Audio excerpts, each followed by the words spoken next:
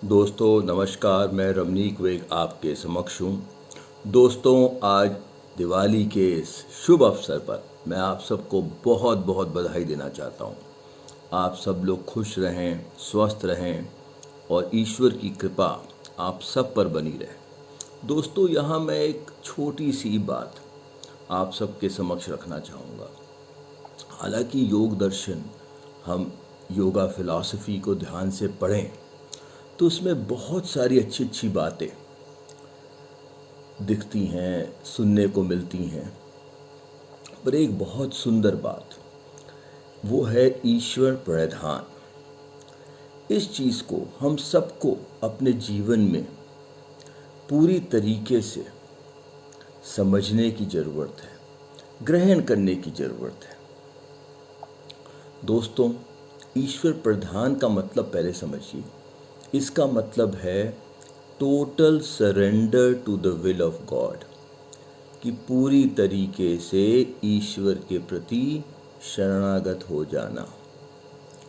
पूरी तरीके से, जिसको कहते हैं कंप्लीट सरेंडर, जरूरी है। आधा पचाधा से काम नहीं बनता। पूरी तरीके से ईश्वर के सामने शरणागत हो जाना। दोस्तों, हम लोग शरणागत तो होते हैं, हम लोग ईश्वर को बहुत मानते हैं, पर कभी कभी क्या होता है, जब चीज़ें हमारे अनुसार नहीं चलती तो हम फिर ये वाई मी वाले क्वेश्चन बहुत शुरू कर देते हैं कि ये मेरे साथ क्यों हुआ, मैंने क्या गलती की, मेरे साथ ये हुआ, क्या ये पिछले जन्म के कर्म है या क्या है, क्यों मुझे इतना दुख का सामना करना पड़ रहा है, क्यों मुझे इतनी मुसीबतों का सामना करना पड़ रहा है। ऐसे ख्याल हम सबके ध्यान में आते हैं, मस्तिष्क में आते हैं। अब हम कोई स्वामी तो है नहीं, कोई साधु संत तो है नहीं, आम इंसान हैं हम सब लोग, तो ये ख्याल आने भी लाजमी है। परंतु अगर हम ईश्वर के प्रति पूरी तरह से शरणागत हो जाएं तो हमारी आधी प्रॉब्लम ख़त्म हो जाती है। आप इस चीज़ को ध्यान रखिए कि जो भी हमारी ज़िंदगी में हो रहा है, ये कोई चांस की वजह से नहीं हो रहा, ये होना ही था। जब हम इस पृथ्वी पे आए तो हम लिखवा के आए थे कि ये होगा। जब हम उम्र के इस पड़ाव में आएंगे तो इस चीज़ का सामना करना पड़ेगा। और जो भी हो रहा है, इसके पीछे भी कोई ईश्वर का प्लान है, उसकी वजह से ये सब हो रहा है। और ये जो प्लान भी है, ये भी हमारी भलाई के लिए है। इस चीज़ को अगर हम ध्यान में रख लें, इस चीज़ को अगर हम पूरी तरह से अपने में सम्मिलित कर लें तो हमें कभी भी दिक्कत नहीं होगी। मैं आपको अपना ही उदाहरण यहाँ देना चाहूँगा। जब मुझे पहली बार कैंसर हुआ, वो 1998 की बात थी। मैं 25 साल का था। मैं बहुत परेशान हुआ कि यार मैंने क्या गलत किया, इतनी छोटी उम्र में कैंसर हो गया।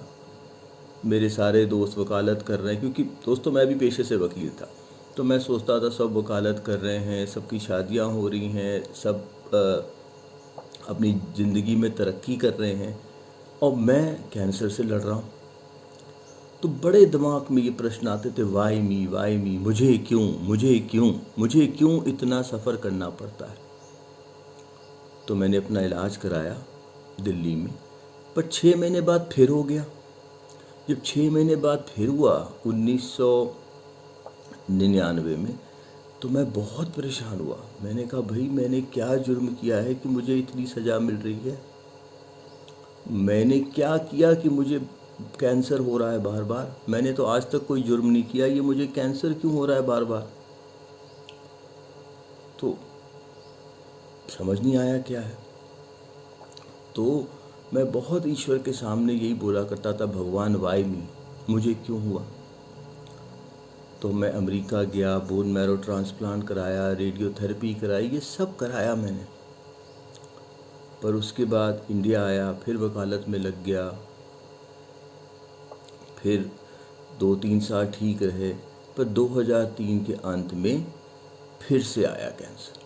जब फिर आया तो इतनी बुरी हालत हो गई कि ये कॉलर बोन भी टूट गई। ये आप जो दोस्तों देख रहे हैं ना, ये नई कॉलर बोन है पूरी मेरी, ये भी टूट गई और एक गिलास पस निकला करती थी यहाँ से।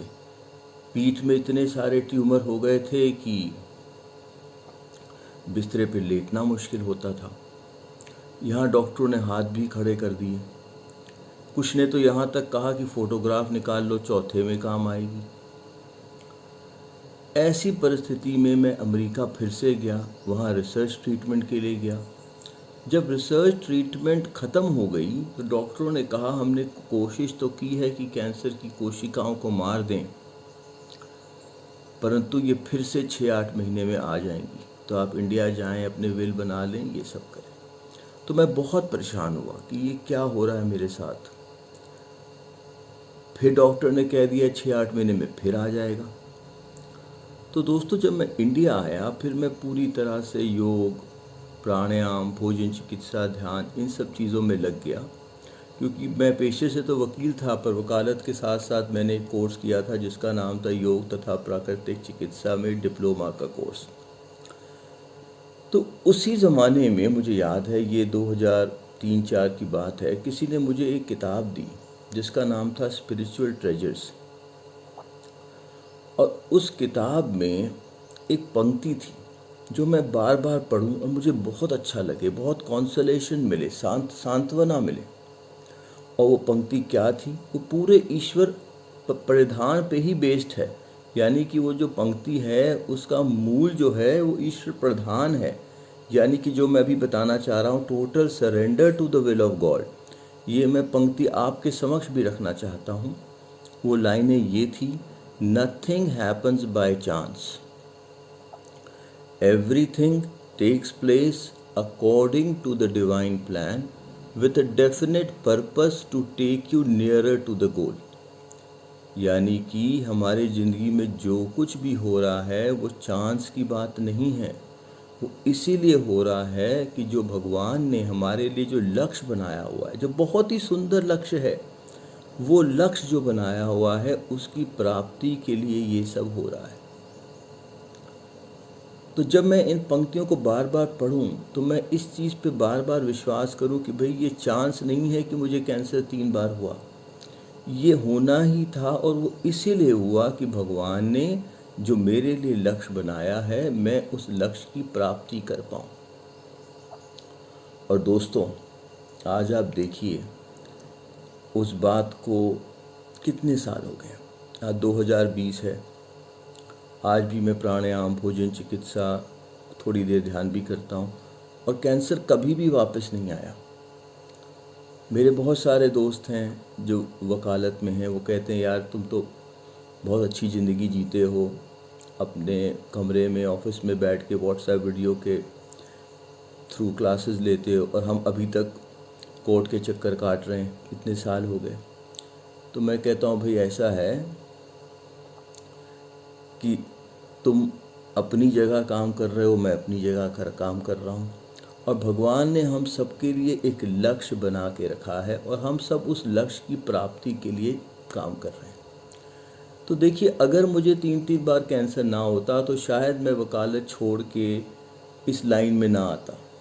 तो भगवान ने हम सबके लिए जो लक्ष्य बना के रखा हुआ है, हम सब उसी की तरफ अग्रसर हो रहे हैं। तो दोस्तों, आप भी याद रखिए कि जब भी आपकी ज़िंदगी में कोई अनहोनी हो, कोई मुसीबत आए, कोई आफतों का सामना करना पड़े, इस बात पे यकीन रखिए कि भगवान आपके साथ हैं और जो कुछ हो रहा है ये पहले से लिखा हुआ था कि होना ही था, और जो कुछ हो रहा है इसमें अंत में आपका ही फ़ायदा होगा। इस चीज़ को अगर आप पूरी तरीके से अपने में सम्मिलित कर लेंगे तो आधी प्रॉब्लम्स आपकी ख़त्म हो जाएंगी। तो दोस्तों, फिर से मैं आप सबको बहुत बहुत हार्दिक शुभकामनाएं, बधाई देना चाहता हूं दिवाली के लिए। आप सबका जीवन स्वस्थ रहे, खुश रहे और ईश्वर की कृपा आप सब पर बनी रहे। अच्छा दोस्तों, नमस्कार और आपका दिन शुभ रहे।